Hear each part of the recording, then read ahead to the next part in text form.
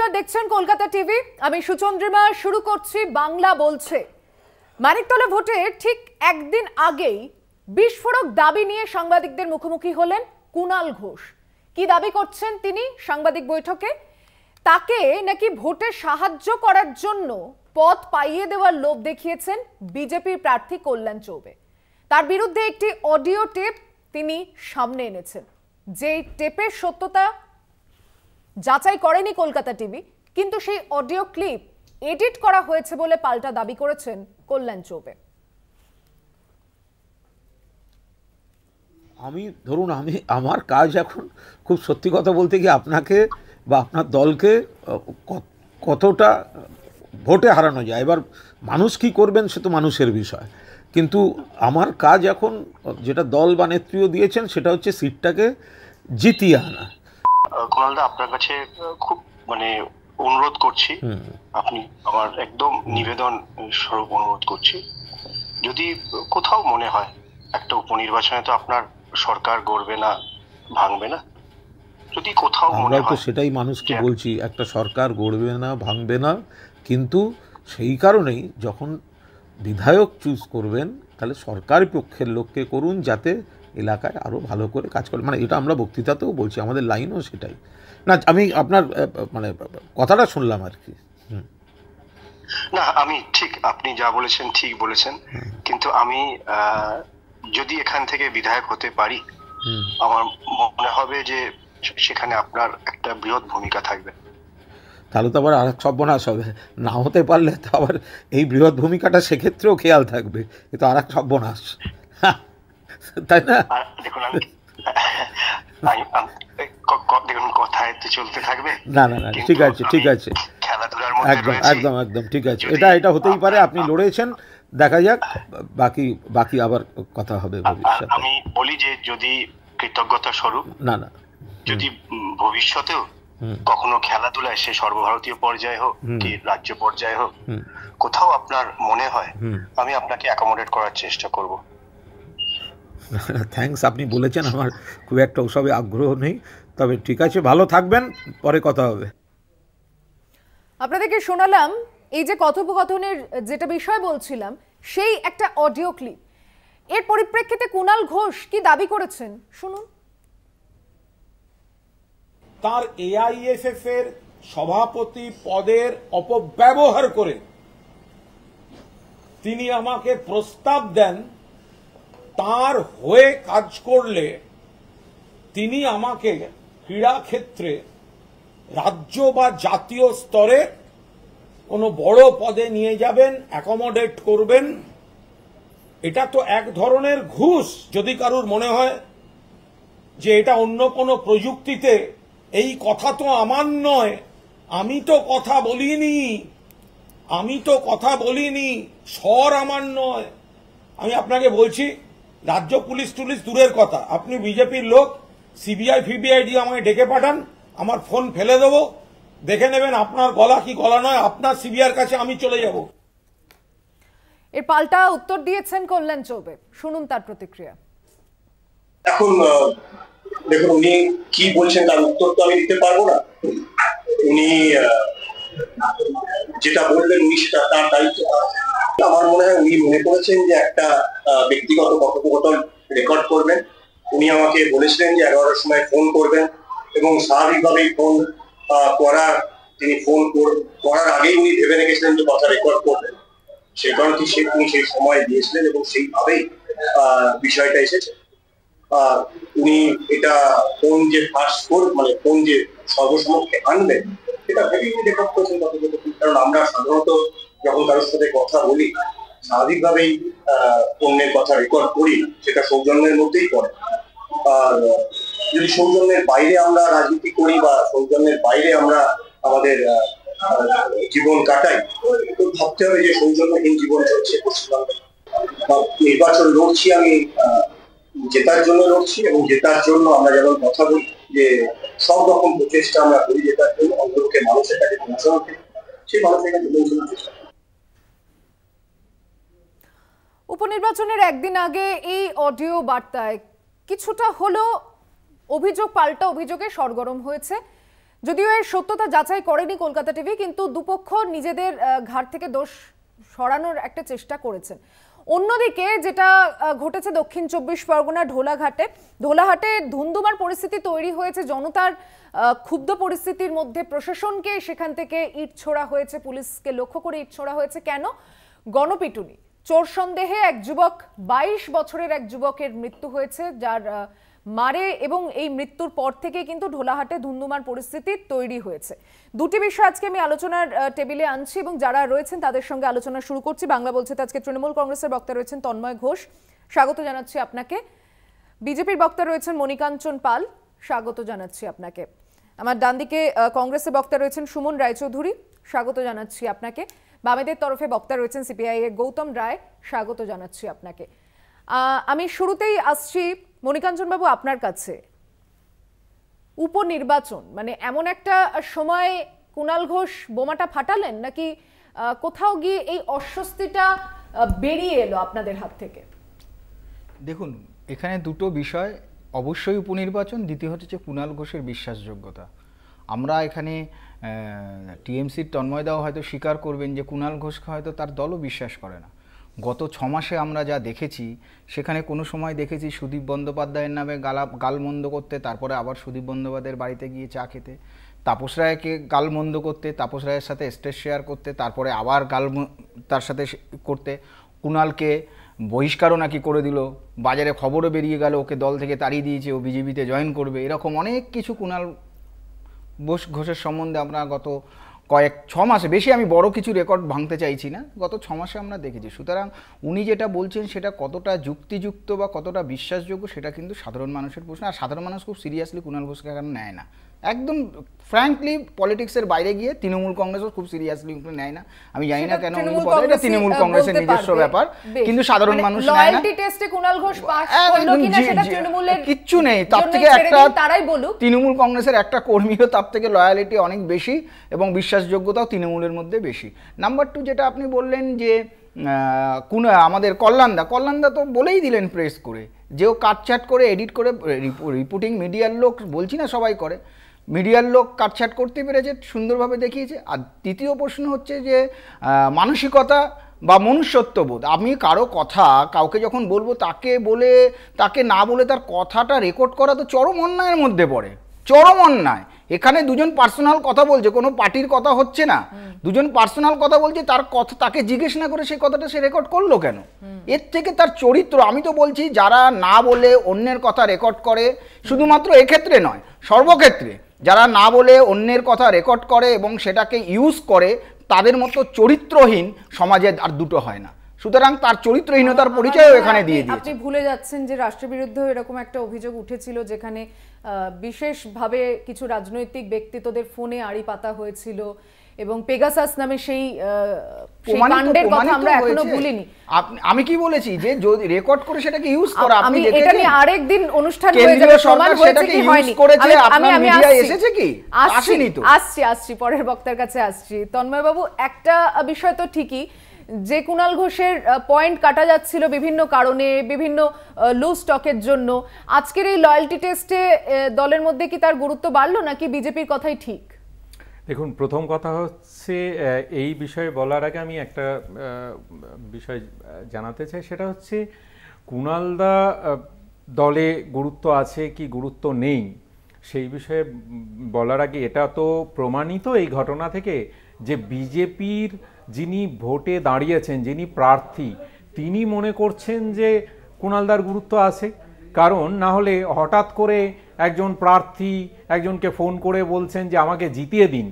এক, দ্বিতীয় কথা হচ্ছে আমাদের দলের সর্বোচ্চ নেত্রী, আমাদের দলের চেয়ারপারসন মাননীয়া মমতা বন্দ্যোপাধ্যায় সর্বসমক্ষে মিডিয়ার সামনে কুণালদাকে দায়িত্ব দিয়েছেন মানিকতলা কেন্দ্রের কনভেনার হিসাবে। সুতরাং দল নিশ্চিতভাবে মনে করেছেন যে কুণালদা ওখানে গুরুত্বপূর্ণ, সেই জন্যই তাকে একটা নির্বাচনী কেন্দ্রের কনভেনার করা হয়েছে। তো নির্বাচনী কেন্দ্রের তৃণমূলের কনভেনারকে বিজেপির প্রার্থী ফোন করে বলছেন এবং বলছেন যে আমি একটা পদ পাইয়ে দিতে পারি। আমি ইলেকশন কমিশনের কাছে আপনাদের সংবাদ মাধ্যমে জানাতে চাই যে তারা বিষয়টা নোট করুন এবং এই যে কাউকে বলা যায় না নির্বাচন বিধি অনুযায়ী যে আপনাকে এটার জন্যে ভোট আমাকে দিন, সেটা একটা সাধারণ কর্মী হতে পারে, নেতৃত্ব হতে পারে, বা যে কেউ হতে পারে, সেটা অন রেকর্ড উনি বলছেন এবং স্বীকার করছেন যে হ্যাঁ আমাদের মধ্যে ফোনে কথা হয়েছিল। এখন ওনার যে লজিক হচ্ছে যে এই ফোন রেকর্ডিংটা নৈতিক কি অনৈতিক, এখানে মানবিকতা আছে কি নেই, আমি মানবিকতা নৈতিকতা সেই বিষয়ে আরো বলবো, কিন্তু তার আগে উনি ফোন করেছিলেন এটা উনি স্বীকার করছেন, তাহলে কুণালবাবু গুরুত্বপূর্ণ। দ্বিতীয় কথা হচ্ছে উনি নিশ্চিত যে আগামী কালকে উপনির্বাচনে উনি হারছেন, সেই জন্যই মনে হয়েছে তৃণমূলের যিনি সেনাপতি আছেন এই ভোটে তাকে হচ্ছে অ্যাপ্রোচ করতে হচ্ছে। ওই কেন্দ্রের ভোটার নয়, প্রথম কথা। যদি ভোট চাওয়ার জন্য তিনি ফোন করে থাকেন যে ভোটটা আপনি দেবেন এই আবেদনে, সেই যুক্তিটাও খণ্ডন হয়ে যাচ্ছে। আমি সুমনবাবু আপনার কাছে আসছি। উত্তর কলকাতায় বাড়ি এবং সেই অঞ্চলে দীর্ঘদিন ধরে রাজনীতি করছেন, কোথাও কি এই দুটো দলের মধ্যেই কথোপকথনে আপনার মনে হচ্ছে যে মানে মানুষের কাছে ভোট চাইতে যাওয়ার আগেই, ফ্লোর টেস্টের আগেই নেতাদের মধ্যেই সেটিংটা হয়ে যায়? যাক, সুচন্দ্রিমা খুব সুন্দরভাবে আমার বক্তব্যটা প্লেস করে দিয়েছে। এটা আমাদের দীর্ঘদিনের অভিযোগ, এটা ফ্ল্যাশ হয়ে গেছে, সেটা আলাদা ব্যাপার। বিজেপি এবং তৃণমূল নিজেদের মধ্যে আলোচনা করে কে জিতবে, কে হারবে, কে কাকে কটা সিট দেবে, প্রধানমন্ত্রী নবান্নে হয়তো ডিরেকশন পাঠান, নবান্ন থেকে হয়তো জানিয়ে দেওয়া হয় তোমাদের এবার 18টা দিতে পারছি না, 12টা দিতে পারছি। এগুলো খুব পুরনো ঘটনা, এগুলো বললে তন্ময় দ্বারা এবং মণিকাঞ্চনরা অসন্তুষ্ট হন, বাট কিন্তু এটাই সত্য। দেখো, বিজেপির এই মোডাস অপারেন্ডি অনেক পুরনো। এরা আজকে হয়তো কল্যাণবাবু কুণালদাকে ফোন করেছেন, কুণালদা সেটা রেকর্ডিং করেছেন, এবং সবচেয়ে বড় কথা হচ্ছে উপঢৌকন, অল ইন্ডিয়া ফুটবল ফেডারেশনের বড় পদ পাইয়ে দেওয়া, তুমি আমাকে সাহায্য করো। বিজেপি এই বড় পদ পাইয়ে দেওয়া, কেন্দ্রে মন্ত্রী করা, রাজ্যের মুখ্যমন্ত্রী করা, রাজ্য মন্ত্রিসভায় মন্ত্রী করা, এই সব লোভ দেখিয়ে বহু সরকার ভারতবর্ষের ভারতীয় জনতা পার্টি ভেঙেছে।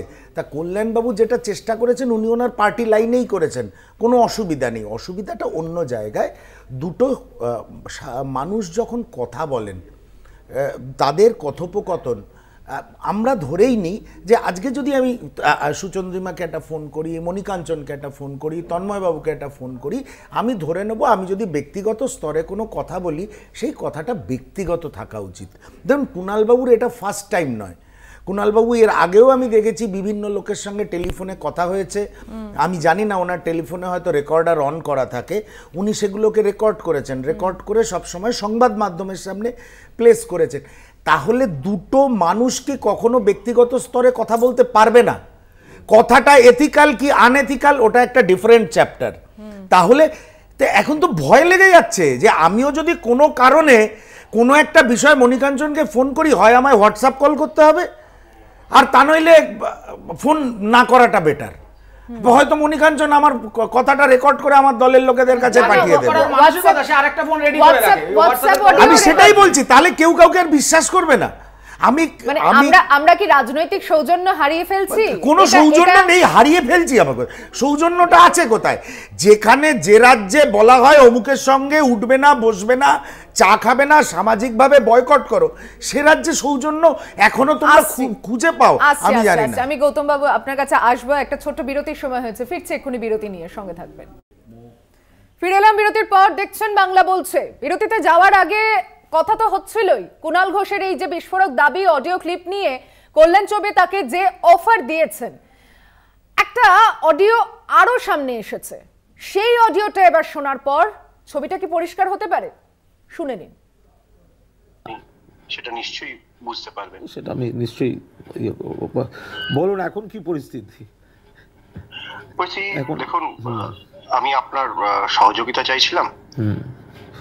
আমি আসলে এখন ভোটে আমি মানে একটি দল করি শুধু নয়, আমি ইলেকশনের কনভেনার। আমার এইটাই কৌতূহল যে আপনি মানে এরকম একটা প্রতিকূল মডেল জেনেও আপনি দাঁড়াতে গেলেন কেন? এইটা আমার একটা মানে কৌতূহল যে মানে 21 সালের জায়গায় সেম পরিস্থিতিতে আপনি আবার একই সিটে কেন রিস্ক নিতে গেলেন? আমি না হলে অন্য যেও দাঁড়াতো, তারও তো রিস্ক ছিল। পার্টির সিম্বলে কাউকে না কাউকে দাঁড়াতে হতো, সে তো বটে। তো পার্টির যে কোনো কার্যকর্তা দাঁড়াবে। হ্যাঁ, যদি আর ভালো সময় তো অসংখ্য লোক দাঁড়ানোর জন্য মারামারি করে, জানি প্রতিকূল সময়ে যদি দাঁড়ায় কেউ। না, সে তো 21-এও তথাকথিত অনুকূল অবস্থা ছিল, তখন তো সব গেল রব উঠে গেছিল তখন, যে সব লোকজন যাওয়াটা। এখন এখন মানে মানে কি মানে মানে আপনি মানে আমার কাছে কি আশা করেন? মানে আপনি যা যা মনে হবে, যতটুকু মনে হবে আমি সেটাই আশা করি। মানে আপনি স্বাভাবিকভাবেই সোহিনী আমায় বলছিল যে বিভিন্ন পুরোনো দিনের কথা, মানে ঘটনাক্রমে কি আমরা যখন বসেছিলাম বেশ কদিন প্রচার করে ক্লান্ত হয়েছিলাম, তো বসে জাস্ট একটা রিওয়াইন্ড করছিলাম। না, একটা সুসম্পর্ক, সুন্দর সম্পর্ক। দেখুন, রাজনীতি একদিকে থাকবে, ব্যক্তিগত পরিচয় নিশ্চিতভাবে সেটা মানে 100 বার সেই জিনিসপত্রগুলো থাকবে। এখনকার পরিস্থিতি হচ্ছে, ধরুন এখন মানে ইলেকশনটায় আমি কনভেনার, সেক্ষেত্রে আমি আপনার প্রতি, আপনার সঙ্গে আমার যতটাই একটা সুন্দর সম্পর্ক থাকুক বা আমাদের একটা পরিচিতি থাকুক, আমি কিভাবে আপনাকে মানে সাহায্য করতে পারি সেটা তো অবস্থানগত দিক থেকে খুবই মানে অবাস্তব আর কি, মানে ব্যাপারটা সেরকম সেই জায়গায়। আপনি যা বলছেন আমি একদম একমত। তবু যদি মনে হয় যে আপনি আমায় সাহায্য করতে পারেন, আর স্বাভাবিকভাবেই যখন একটা নির্বাচনে প্রতিদ্বন্দ্বিতা করছি, সাহায্য চাইছি, মানে জেতার জন্য সাহায্য চাইছি, মানে 1 ভোটে হারও হার, লাখ ভোটে হারও হার। আমরা বলি ভালো খেলিয়া ভারতীয় দল আবার। আপনি এতদিন মামলাটা করে আটকে রাখলেন, এটা কি আপনার পক্ষে গেল? এরও ইয়ে আছে, প্রেক্ষাপট রয়েছে। আপনি আমার মনে হয় সক্রিয় রাজনীতি করেন, নিশ্চয়ই জানেন যে সব জিনিস ব্যক্তি বিশেষের সিদ্ধান্ত হয় না। ঠিক আছে, আমি একটু তবে আমি ধরুন আমার কাজ এখন খুব সত্যি কথা বলতে গিয়ে আপনাকে বা আপনার দলকে কতটা ভোটে হারানো যায়। এবার মানুষ কি করবেন সে তো মানুষের বিষয়, কিন্তু আমার কাজ এখন, যেটা দল বা নেত্রীও দিয়েছেন, সেটা হচ্ছে সিটটাকে জিতিয়ে আনা। এখন তার পরিপ্রেক্ষিতে ঠিক আছে, আমি আমার অবস্থানটা জানালাম। বাকি শুধু একটা কথাই বলতে চাই যে মানে আপনি তো ফুটবল অনেকদিন দেখছেন, নিজে সাংবাদিক ছিলেন, এখনো ক্লাবে সক্রিয়ভাবে রয়েছে।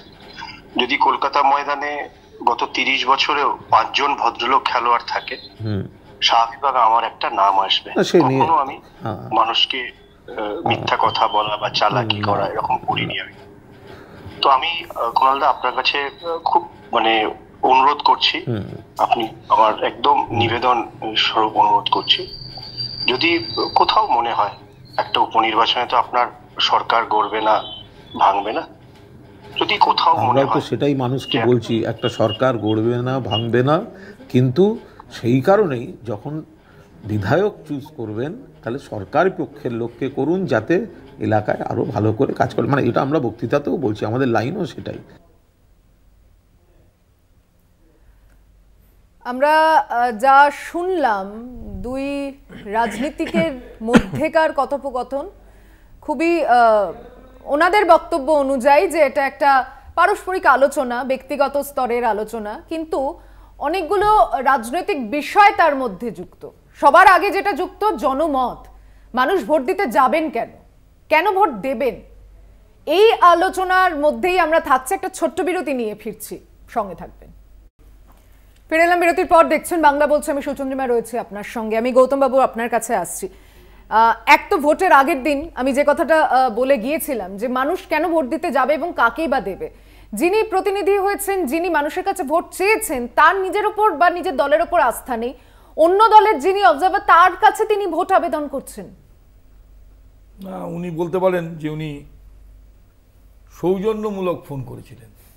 এখন ঘটনা হচ্ছে, সৌজন্যমূলক ফোন তো করতেই পারেন, সৌজন্যর বহরটা এই জায়গায় দাঁড়িয়েছে যে ব্যক্তিগত পরিসরে কোনো কথাবার্তা সেটা একেবারেই প্রকাশ্যে আসে। এবং যেটা রাজনীতি শুধু না, সামাজিকভাবেই খুব ঠিকঠাক যে চলছে না, ঠিকঠাক যে ঘটনাগুলো ঘটছে না, এটা খুব পরিষ্কার। আর আমার দ্বিতীয় বিষয় যেটা বলার খুব স্পষ্টত, সেটা হচ্ছে বিজেপির সঙ্গে তৃণমূলের এটা একদম স্পষ্টই একটা, মানুষ হয়তো দেখলো, শুনলো, বুঝলো, কিন্তু এটা তো একেবারে একটা অ্যাবসোলিউট যে একটা কানেকশান আছে, এটা তো কোনো সন্দেহ নেই, এটা তো সন্দেহ থাকার কোনো কারণও নেই। তার কারণ হচ্ছে যে আরএসএস দুটো ইউনিট করে রেখেছে, অল ইন্ডিয়া চালানোর জন্য বিজেপি আর পশ্চিমবঙ্গ চালানোর জন্য তৃণমূল। তা নাহলে আরএসএস বলেন কেন মমতা ব্যানার্জিকে মা দুর্গা, এ তো ভাবা যায় না। সে তো ইন্দিরা গান্ধী বলেছে। কি লজিক, এর পেছনে লজিক কি? আর আমি জানি না তুমি আরএসএস এর মুখপাত্র কিনা, যাই হোক হতে পারো। দ্বিতীয় বিষয় হচ্ছে যে ওর একটা আরএসএস এটা মানে যার মুখপাত্র নেই তার সম্বন্ধে আলোচনা করারই প্রয়োজন নেই। এটা একেবারে আপনি থাকেন না, আপনার সম্বন্ধে সিপিএম সম্বন্ধে আমরা কিছু একেবারেই বাস্তব কথা যে বিজেপি এবং তৃণমূলের মধ্যে সিপিআই একটা প্রত্যক্ষ আঘাত আছে, একদম প্রত্যক্ষ আঘাত, এবং সে আঘাতটা সবাই বোঝে, সেটা না বোঝার কোনো কারণ নেই। দুবার মন্ত্রিত্ব করেছেন, সুতরাং স্বাভাবিকভাবেই কুণাল বাবুর কাছে তিনি ভোট ভিক্ষা করছেন। না, এডিট যদি করা হয়ে থাকে, আপনার দাবি যদি সত্যি হয়, তাহলেও ফোন করার প্রয়োজনীয়তাটা কেন পড়ল না? ফোন করার প্রয়োজনীয়তা উনি তো বলছেন, উনি বলছেন যে আমি এটা ব্যক্তিগত স্তরে একটা সৌজন্যমূলক ফোন করেছি, এক। দ্বিতীয় কথা হচ্ছে যে আপনি যদি বলেন, এটা তো পরিষ্কার দেখা যাচ্ছে ভোট শুধু সৌজন্যমূলক ফোন করেছেন তা না, এটা প্রায় তো যেনতেন একেবারে ভিখিরির দশা। মানে সৌজন্যের এই টার্মটা হয়তো বলাটা উচিত হলো না, কিন্তু এই যা ফোনের যা নির্যাস বেরিয়ে এলো, মানে যেনতেন প্রকারেরও মানে কনভিন্স করেই ছাড়বে যে আপনি একটু ভোটে আমাকে যেভাবে হোক বৈতরণী পার করিয়ে দেওয়ার একটা চেষ্টা করুন। এবং এটাও উনি বলেছেন, যে আমি একটু বলি, অনেক খেলার জগতে পেয়েছি, হ্যাঁ নিশ্চয়ই, খেলার জগতে আমি এক সেকেন্ডে শেষ করবো, খেলার জগতে আমি অ্যাকোমোডেট করে নেবো, এটাও ইলেকশন কমিশনের নজরে থাকা উচিত, নজরে আসা উচিত। মানে উনি ফোন করেছেন, উনি সাহায্য চাইছেন বা সৌজন্য দেখাচ্ছেন, সবটাই বুঝে যাচ্ছি, কিন্তু কুণাল ঘোষ তিনি তাহলে কি সৌজন্যের মাত্রাটা ছাড়ালেন? প্রথম কথা দেখো, আমি একটু অন্যভাবে রাজনৈতিক বিষয় আলোচনা করব। সেটা হচ্ছে আমার বামপন্থী যিনি আছেন এখানে প্যানেলে, উনি বলছেন পুরো সৌজন্যতার রাজনীতি। আমরা সৌজন্যতার রাজনীতি তো মমতা বন্দ্যোপাধ্যায় দেখেছি যে উনি বিমানবাবু সহ বামপন্থী সমস্ত নেতৃত্বকে ডেকে ফিশ ফ্রাই এবং চা খাইয়েছিলেন। তো সুতরাং সৌজন্যের রাজনীতি আমরা আরও অনেক দেখেছি, আমি আরও অনেক উদাহরণ দিতে পারি, সেটা বিষয় নয়। বিষয়টা হচ্ছে ভোটের আগের দিন রাজনৈতিক পরিসরে এটা করা যায় কি না, এক। দ্বিতীয় কথা হচ্ছে এটা বলে ভোটারদের, মানে আমি নির্বাচনে লড়ছি, আমি কি কাজ করেছি বা আমি আগামী দিনে কি কাজ করতে চাই, এটা নিয়ে মানুষের কাছে যেতে হয়। কোনো একটা বিরোধী দলের নেতা নেত্রীকে ফোন করে আমার ভোটটা করিয়ে দিন বললে নির্বাচনে জেতা যায় না। এক, আমি গত লোকসভা নির্বাচন, যেটা সদ্য সমাপ্ত লোকসভা নির্বাচন, সেখানে অন ক্যামেরা বহুবার বলেছি, 251টার বেশি আমি সভা করেছি, সেখানে প্রত্যেকটা জায়গায় বলেছি যে ভোটে যাওয়ার জন্যে বিজেপির কাছে কিছু নেই। বিজেপি আগামী দিনে পশ্চিমবাংলার মাটি থেকে রাজনৈতিকভাবে শূন্য হবে। আজ আবার অন ক্যামেরা বলে যাচ্ছি, মিলিয়ে নেবেন, এক। দ্বিতীয় কথা হচ্ছে বামেরা বারবার এই যে ঘুরে ফিরে তৃণমূল এবং বিজেপির সম্পর্ক আছে এই যে তত্ত্বটা খাড়া করার চেষ্টা করছেন, এই তত্ত্ব ওনারা যত বেশি তুলবেন, সেটা ওনাদের ফ্রাস্ট্রেশন থেকে হতে পারে যে ক্ষমতা চলে গেছে সেই ফ্রাস্ট্রেশন থেকে, কিন্তু সেই তত্ত্ব যত তুলবেন মানুষের কাছে তত তাদের জায়গা কিন্তু হারাচ্ছে।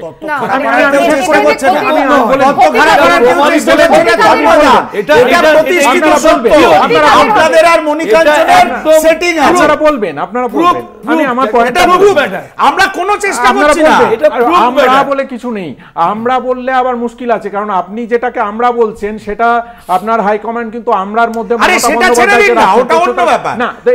আমি একটু বলে নি রাজনৈতিকভাবে কেন বামপন্থীরা তাদের ভোটটা যেটা রামে চলে গেছে সেটাকে কেন ফিরিয়ে আনতে পারছেন না, কেন তারা রাজনৈতিক যখন প্রচারে যাচ্ছেন তখন কেন বলছেন না অল্টারনেটিভ তারা কি দিতে চান তারা শুধু বিজেপিকে আক্রমণ করছে না, শুধুমাত্র মমতা বন্দ্যোপাধ্যায় বা অভিষেককে আক্রমণ করে এই বাংলাতে কিন্তু ভোট বাড়ানো যাবে না। ভোটটা যেভাবে কমছে এটা আমার কাছে চিন্তার কারণ। কারণ আমার চিন্তার কারণ, এক মিনিট আমি কনক্লুড করছি, আমার চিন্তার কারণ এটা নয় তৃণমূল কংগ্রেস কি হবে, কারণ তৃণমূল কংগ্রেস আগামী আরো কয়েকটা টার্ম ক্ষমতায় থাকবে, কিন্তু বিরোধী পরিসরে যে বিজেপি বাংলার মাটিতে বিরোধী পরিসরটা আছে সেই বিরোধী পরিসরটা দখল করার জন্য বাংলার কংগ্রেস মানে প্রদেশ কংগ্রেস বা সিপিআইএম সহ বাম যে দলগুলো আছে তারা যে ভূমিকা নিচ্ছেন তাতে হয়তো সেই বিরোধী পরিসরটা কিন্তু বিজেপিকে ছেড়ে দেওয়া হচ্ছে। বিজেপির পরিসর বাড়িয়েছে তো তৃণমূল কংগ্রেস, কোনো সন্দেহ আছে নাকি? আপনারা লড়াই করে সেটা ব্যাক করে নিন। আপনারা ওই কথাটা বলতে চাইছেন এতে ক্ষতিটা কার হতে পারে? বিজেপির তো হচ্ছে আপনারা বেশি চলছে আপনাদের দেখুন সুমন বা গৌতম দা যেটা বললেন সেটিং তত্ত্ব, যারা সেটিং তত্ত্ব বলছেন তারা জিরো হচ্ছেন, আর যাদের বিরুদ্ধে বলছেন তাদেরকে মানুষ ভোট দিচ্ছে। জনগণ কি এতই বোকা ভাবেন ওনারা? আর জনগণকে বোকা ভাবেন বলে আজকে প্রশ্ন, জনগণকে এত বোকা ভাবছেন কেন? আসছি নাম্বার 2 আপনার ক্যামেরার সামনে তাহলে ক্ষমা চান ওনার দল হয়ে। না দাঁড়ান আমি আসছি। দ্বিতীয় বিষয় হচ্ছে ধরুন সুচিন্দ্রা ম্যাডাম আজকে কেউ এসে আপনাকে অ্যাপ্রোচ করলো, আপনি অ্যাঙ্কার মিডিয়ায় আছেন, কোনো ভালো চ্যানেলে বা কোনো একটা ভালো ফোরামে আপনাকে ইউ করে, কিন্তু আপনাকে কেউ বলবেন না ম্যাডাম সুচন্দ্রিমা চলুন আমাদের পাড়ায় ফুটবল ম্যাচ হচ্ছে আপনি খেলবেন, কারণ সে জানে আপনি ফুটবল খেলতে জানেন না। অর্থাৎ আপনার কাছে যখন কেউ অ্যাপ্রোচ করে সে আপনার কোয়ালিটি জেনে নেয়। আজকে আমি ধরেই নিলাম আমাদের কল্যাণদা ফোন করেছে, কিন্তু এখানে দেখুন ধরে নিলাম কি এটা নয়। ঠিক আছে মানে আপনি তার মানে কোথাও তুমি কি কুনাল গোল যে টোপ খেতে পারে এইটা জানা দরকার। না এই ফোনটাকে যদি তুমি অস্বীকার করছো এইটা আমার জানা দরকার। কুনাল ঘোষের যোগ্যতা নিয়ে বা তার সেটা আলোচনা হতে পারে, সেটা আলোচনা হতে পারে, কিন্তু ফোনটা করে বলেছেন কল্যাণ চৌবে ফোনটা করেছেন। এইবার আসছি, এইবার এই প্রশ্নটা আমি জানতাম, এই কারণে ইস্যুটা তুলেছিলাম। আজকে যদি কুনাল ঘোষ এটা নিয়ে সিরিয়াস হতেন, তিনি প্রেস করে মিডিয়াকে না দিলে ইলেকশন কমিশনের রেকর্ডিংটা পাঠিয়ে দিতেন, তিনি তো সেটা করেননি। না ইলেকশন কমিশনে মমতা ব্যানার্জি আপনার সময় বলেন মমতা ব্যানার্জি যে কাজগুলো করেছে, কালকে 4টে জায়গায় উপনির্বাচন, মানুষ বাজারে খেতে পারছে না, আজকে একটা প্রেস করে দিলেন, প্রেস করে জিজ্ঞেস করে এই টাস্ক ফোর্স তোমাদের পরিচালনা না 7 দিন করেছি আমরা, তোমরা করোনি কেন? আজকে আমার একটা ভাব বাচ্চা করে দিলেন, ওটা লজিক হতে পারে, ওটা কোনো লজিক হতে পারে। 2016তে আপনারাও আপনাদের পার্টি অফিস থেকে ভিডিও দেখিয়েছিলেন, আপনারা তো কোনো রকম কোনো মঞ্চ তৈরি করে সেখান থেকে দেখাননি, পার্টি অফিস থেকে করুন কি তিনি ব্যক্তিগত স্তর থেকে সাংবাদিক বৈঠক করুন সেটা তার ব্যাপার। আমি একটা কথা বলি, আমি বিজেপির প্রতিনিধিকে একটা কথা মনে করিয়ে দিতে চাই বা বলতে চাই, দেখুন বাংলার মাটিটা আপনাদের এর সেরকম মাটি নয় যে আপনারা আপনাদের সাম্প্রদায়িক তত্ত্ব নিয়ে বিনাশকারী অর্থনীতি নিয়ে এখানে রাজত্ব করবেন বা রাজত্ব করবেন না। আমার একটাই বক্তব্য হচ্ছে কংগ্রেস বা বামেরা আগামী দিনে ভালো ফল করুক আর না করুক, আপনাদের চান্স বাংলায় খুব কম। ছাড়ুন না, শুনে নিন আমার বিষয়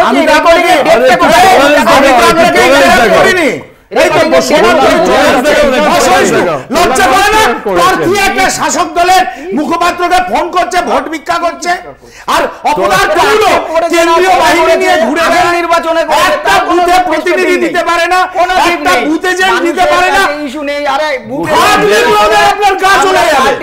একজন রাজ্যে চারানা আটানা ভরোনা গাড়ি থেকে রাজ্যে স্ট্যান্ডার্ড ওটাই তো বাংলার লোক কালকে সেটা নিয়ে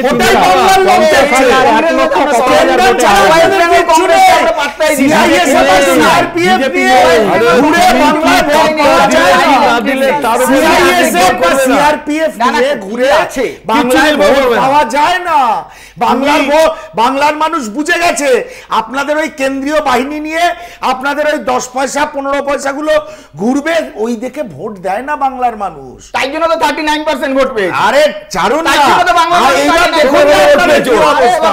পরে দেখা যাবে ওই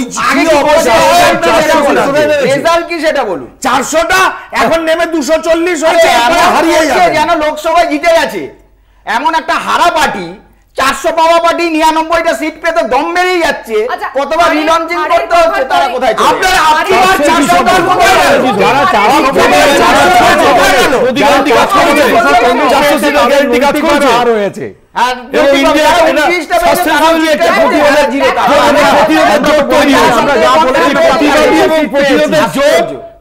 অবশ্যই বিজেপির বিরুদ্ধে সোচ্চারিত হবে দেখা যাক পার্লামেন্টে, পরিস্থিতিতে কি দাঁড়ায় এই আসনের ফলাফল, অবশ্যই সেটা নজরে থাকবে। একটা ছোট বিরতি নিয়ে ফিরছি এক্ষুনি বাংলা বলছেতে, সঙ্গে থাকুন। ফিরে এলাম বিরতির পর, দেখছেন বাংলা বলছে। বিরতিতে যাওয়ার আগে অবশ্যই ভাবে উপনির্বাচনের আগের দিন এরকম একটা বিস্ফোরক অডিও ক্লিপ সামনে আসার পর যে কথা হতে পারে তা নিয়ে আলোচনা হয়েছে, কিন্তু আরো একটি ঘটনাকে অস্বীকার করা যাবে না, যা দক্ষিণ 24 পরগনার ঢোলাহাটে আমরা দেখেছি। ধুন্ধুমার পরিস্থিতি, মানুষ এতটাই ক্ষুব্ধ, প্রশাসনের গাড়ি ইট ছুঁড়েছেন তারা পুলিশকে লক্ষ্য করে। কি না 22 বছরের এক যুবক, তার মৃত্যু হয়েছে গণপিটুনিতে, এবং এই ধারাবাহিকভাবে গণপিটুনির ঘটনা রাজ্যে কিন্তু প্রশাসনের কড়াকড়িতেও বন্ধ হচ্ছে না। কেন হচ্ছে না, তন্ময় বাবু? না, প্রথম কথা হচ্ছে এই যে ক্রমাগত এই ঘটনাগুলো চোখের সামনে আসছে, অত্যন্ত নিন্দনীয়, অত্যন্ত খারাপ। এই বিষয়ে না কোথাও কোনো আলোচনার স্কোপই নেই। দ্বিতীয় কথা হচ্ছে যখনই সামনে আসছে তখন কিন্তু সঙ্গে সঙ্গে প্রশাসনের থেকে ব্যবস্থা নেওয়া হচ্ছে। এ পর্যন্ত 50 জনকে গ্রেপ্তার করা হয়েছে এই গণপিটুনির ঘটনায়, এবং প্রত্যেকটা ঘটনাতে আলাদা আলাদা করে ইমিডিয়েটলি অ্যাকশন নেওয়া হয়েছে। অর্থাৎ কোথাও কোনো টলারেন্স দেখানো হয়নি, প্রশাসনের তরফ থেকে জিরো টলারেন্স দেখানো হয়েছে। আমার চিন্তার বিষয়টা হচ্ছে যে ভিডিওগুলো আসছে কেন ডিস্টার্বিং, মানে এটা কি আপনারা চোপড়ার ঘটনা থেকে বেশি শিক্ষা নিয়েছেন যে দলের মধ্যে যাতে আর কোনো না, দল বা প্রশাসন এর সঙ্গে কোনোভাবেই জড়িতও নয়, আর তারা কাউকে সাপোর্টও করছে না। কিন্তু চিন্তার বিষয়টা হচ্ছে একটা সামাজিক ইস্যু, একজনকে ওইভাবে মারা হচ্ছে এবং পাশের লোকগুলো দাঁড়িয়ে দেখছে। এতটা রাগ কিসের জন্য? এটা জঘন্য একটা বিষয়, সামাজিক একটা ব্যাধি। এটা নিয়ে নিশ্চিতভাবে আরো সচেতনতামূলক নেওয়া উচিত, যেটা পুলিশ নিচ্ছে। আমি একটা বিষয় তন্ময়বাবুর সঙ্গে সহমত, যে নিশ্চয়ই গণপিটুনি, ধর্ষণ, এই যে ব্ল্যাক জিনিসগুলো আছে, এটা একটা সামাজিক ব্যাধি, এতে কোনো সন্দেহ নেই। আরেকটা জিনিসও হচ্ছে, এটা ভাববার বিষয়, এটা প্রশাসনকেও ভাবতে হবে, এবং যারা বুদ্ধিজীবী আমরা যাদের বলি, শিক্ষাবিদ, সাইকোলজিস্ট যারা, তাদেরও ভাববার বিষয় আছে। মানুষ দিনে দিনে এত অসহিষ্ণু কেন হয়ে উঠছে? একটা মোবাইল চুরি হয়েছে, একটা পকেটমারি হয়েছে, আমরা প্রশাসনের হাতে তুলে দেবো। দেখুন, কোনো পঞ্চায়েতে সালিশি সভা, তার একটা রাজনৈতিক অ্যাঙ্গেল আছে, সেই বিষয়ে আমি প্রশাসনকে 100% দায়ী করব। বিগত কয়েকদিন আগে যে পরপর 2-3টে ঘটনা ঘটেছে, 100% তন্ময়বাবুর দল তার দায় নিতে বাধ্য। কিন্তু আমার একটা মোবাইল কেউ পকেট থেকে তুলে নিয়েছে, আমি 2টো থাপ্পড় মারবো, এটা তাৎক্ষণিক একটা রাগ আসা স্বাভাবিক। 2টো থাপ্পড় মারলেও আমি তাকে পুলিশের হাতে তুলে দেব। আমি যদি সেই অঞ্চলের মানুষকে একত্রিত হয়ে সংগঠিত করে তাকে গণপ্রহার করি, সেটা আমি মনে করি এটা আমার মধ্যে একটা অসহিষ্ণুতা দিনকে দিন বাড়ছে, এবং এর সঙ্গে অনেকগুলো ফ্যাক্টর, সামাজিক ফ্যাক্টর জড়িয়ে, বৈষম্যের একটা দিকও জড়িয়ে থাকে, একদম 100% একটা কারণ হতে পারে। এটা ইমিডিয়েট বন্ধ হওয়া উচিত। গৌতম বাবু? না, এটা তো সহমত আমরা পোষণ করি যে তৃণমূলের স্পোক্সম্যান যেটা বললেন এটা ঠিকই, যে এর নিন্দের কোনো ভাষা নেই। ধর্ষণ এবং এই ধরনের মৃত্যু, পিটিয়ে মারা, এ তো অকল্পনীয় বিষয়, এটা তো একটা অপরাধ। এখন ঘটনাগুলো ঘটছে চোপড়া, জামালপুর, সেটা যদি পলিটিক্যাল অ্যাঙ্গেল ভাবেন, আমি মনে করি যে কোনোটাই একটা আলাদা করে বিচ্ছিন্ন ঘটনা নয়। পশ্চিমবঙ্গে বৈষম্যের যে অবস্থান, সেই বৈষম্যের অবস্থানটা বাড়ছে, এবং আমরা চাই বা না চাই খুব সুপরিকল্পিতভাবে, মানে আপনি কি এটা জায়গার নাম উল্লেখ করে বৈষম্যের কথা বলছেন, না আর্থিক বৈষম্যের বিষয়? আমি জায়গার নাম উল্লেখ করে একটা বৈষম্যের কথা বলছি। মানে এটা তো বিজেপিকে আপনি বল ঠেলে দিচ্ছেন। একদম। আরেকটা কথা বলছি, সেটা হচ্ছে যে আর্থিক বৈষম্যের কথা বলছি। কেন বলছি, তার কারণ হচ্ছে পশ্চিমবঙ্গে খুব সুচতুরভাবে, এটা অস্বীকার করা যাবে না, যে একটা ধর্মীয় বিভাজন ঘটছে, এটা একদম একেবারেই মানে খুব পরিষ্কার, এবং এটার জন্য বিজেপি খুব সুপরিকল্পিতভাবে এই জিনিসটা ঘটাচ্ছে।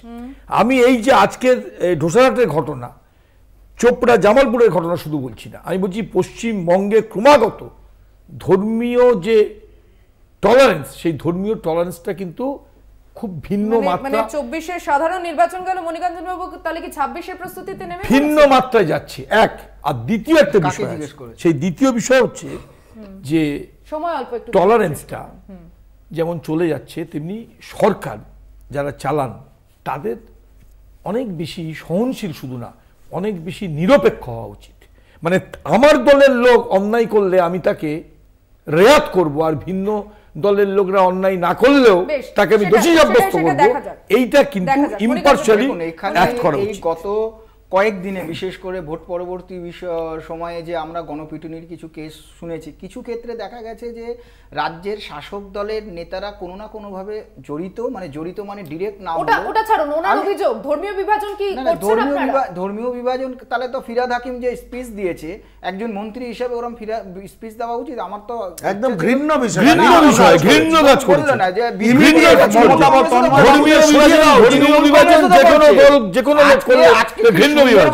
গৌতম বাবু যখন বলছেন বিজেপি তৈরি করছে, আরে ফিরহাদ হাকিম কি বিজেপির নেতা নাকি, বিজেপির মন্ত্রী নাকি? উনি যে ভাষণ দিয়েছে, আমার মনে হয় স্বাধীন ভারতবর্ষে ওপেন ফোরামে কেউ এরকম ভাবে ভাষণ দেয়। নিশ্চিন্তেই বলেন যেভাবে আপনাদের এজেন্ডা সেই অনুযায়ী। ধন্যবাদ। আর একদম সময় নেই, চারজনকে ধন্যবাদ জানাচ্ছি যারা এতক্ষণ আমাদের সঙ্গে আলোচনায় ছিলেন। যারা এতক্ষণ টেলিভিশনের ওপরে অনুষ্ঠান দেখছিলেন তাদেরকেও ধন্যবাদ দিচ্ছি। বাংলা বলছে এখানেই শেষ করছি। দেখছেন কলকাতা টিভি, রাত দিন 7।